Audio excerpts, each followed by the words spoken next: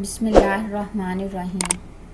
एक दिन अबू जहल ने नबी करीम सल्लल्लाहु अलैहि वसल्लम की शान में गुस्ताखी करते हुए आप सल्लल्लाहु अलैहि वसल्लम पर मट्टी फेंकी और फिर आपका सर मुबारक ज़ख्मी कर दिया।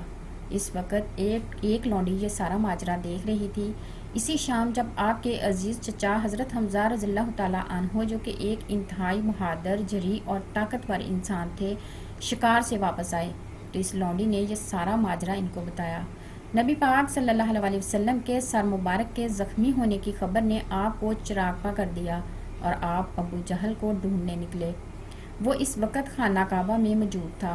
हज़रत हमज़ा रज़ियल्लाहु ताला अन्हो ने अपनी कमान इस ज़ोर से इसके सर पर मारी कि इसका सर फट गया और वो लहू लहान हो गया।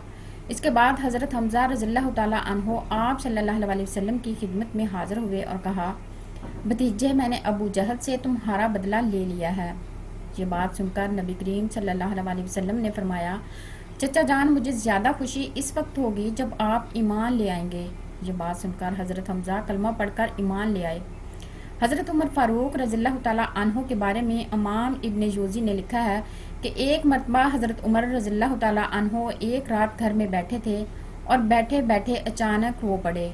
62 साल उम्र है और खिलाफत के आखिरी अयाम चल रहे हैं और घर में बैठे बैठे बिलावजह रो पड़े। आप रज़ियल्लाहु ताला अन्हो की ज़ौजा ने बेटे को उठाया और कहा, अपने बाप से पूछो क्या मसला है, कहीं कोई तकलीफ़ या दर्द तो नहीं। साहबजादे हज़रत उमर रज़ियल्लाहु ताला अन्हो के पास आए और फरमाया, अब्बा जी क्या बात है। हज़रत उमर रज़ियल्लाहु ताला अन्हो ने फरमाया, अपनी माँ को बुलाओ।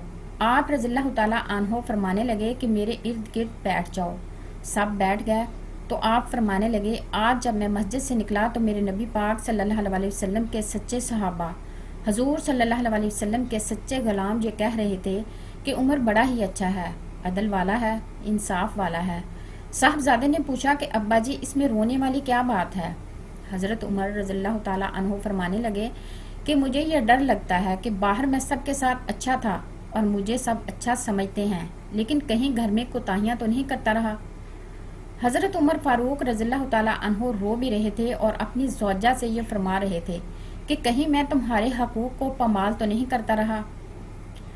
हज़रत उमर फ़ारूक रज़ियल्लाहु ताला अन्हो की अहलिया ने जब ये सुना तो कहने लगी, मुझे तो बड़ा पुराना शिकवा है। आपका जाहो जलाल इतना था कि मैं बात नहीं कर सकी।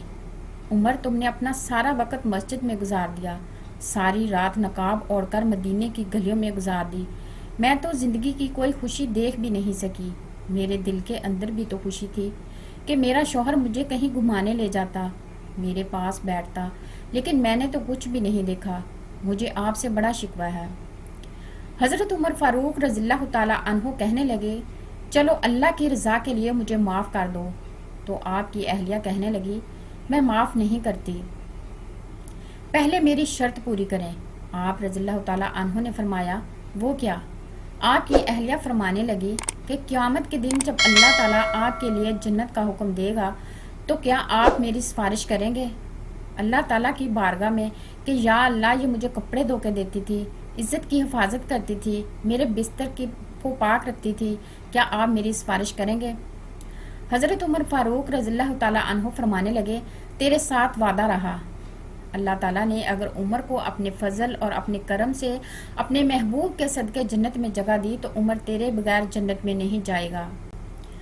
हज़रत फ़ज़ाला रज़ियल्लाहु ताला अन्हो कहते हैं कि मैं बड़ा दिल दादा था औरतों का और मेरा ये काम होता था कि मैं कत्ल भी कर लेता था, चोरी भी कर लेता था और रात को मेरी आदत बन चुकी थी नई से नई औरत के पास जाना और इससे ज़ना करना।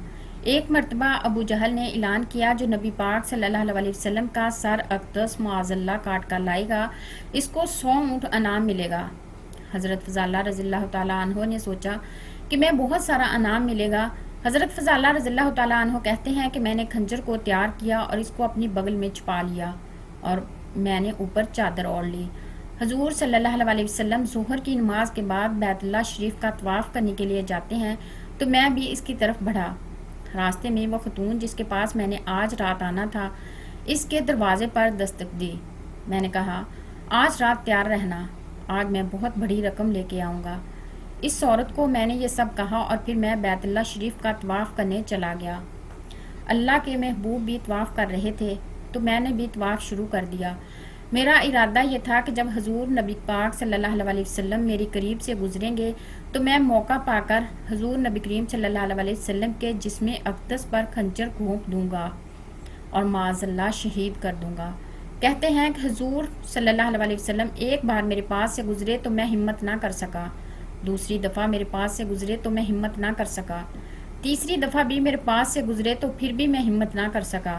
نبی کریم صلی اللہ علیہ وسلم 2-3 مرتبہ گزرے تو حضرت فضالہ رضی اللہ تعالیٰ عنہ فرماتے ہیں کہ مجھے موقع نہ مل سکا۔ حضور صلی اللہ علیہ وسلم فرماتے ہیں اللہ تعالیٰ نے رعب کے ساتھ میری مدد فرمائی، دشمن پر میرا رعب طاری ہو جاتا۔ حضرت فضالہ رضی اللہ تعالیٰ عنہ فرماتے ہیں کہ جب چکر پورے ہوتے ہیں تو حضور صلی اللہ علیہ وسلم چھٹے چکر پر فرمانے لگے فضالہ چکر ایک رہ گیا ہے۔ حضرت فضالہ رضی اللہ تعالیٰ عنہ کہتے ہیں کہ طواف مکمل ہو گیا، آپ صلی اللہ علیہ وسلم میرے پاس آئے اور فرمانے لگے وہ کام کیوں نہیں کرتے جو کرنے کے لیے آئے تھے؟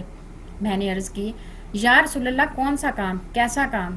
کہتے ہیں کہ حضور صلی اللہ علیہ وسلم نے مجھے کندھے سے پکڑ کر ہلایا اور فرمایا وہ کام کرتے کیوں نہیں؟ جب حضور صلی اللہ علیہ وسلم نے کندھا ہلایا تو وہ خنجر بھی پیروں میں گر پڑا اور میں بھی رسول اللہ صلی اللہ علیہ وسلم کے پیروں میں گر گیا۔ میں نے کہا حضور صلی اللہ علیہ وسلم مجھے کلمہ پڑھا دیں۔ کہتے ہیں کہ رسول اللہ صلی اللہ علیہ وسلم نے پہلے دستے مبارک پھیرا اور پھر مجھے کلمہ پڑھایا۔ حضرت فضالہ رضی اللہ تعالیٰ عنہ فرماتے ہیں کہ میں کلمہ پڑھ کر واپس جا رہا تھا تو راستے میں وہ عورت کھڑی تھی۔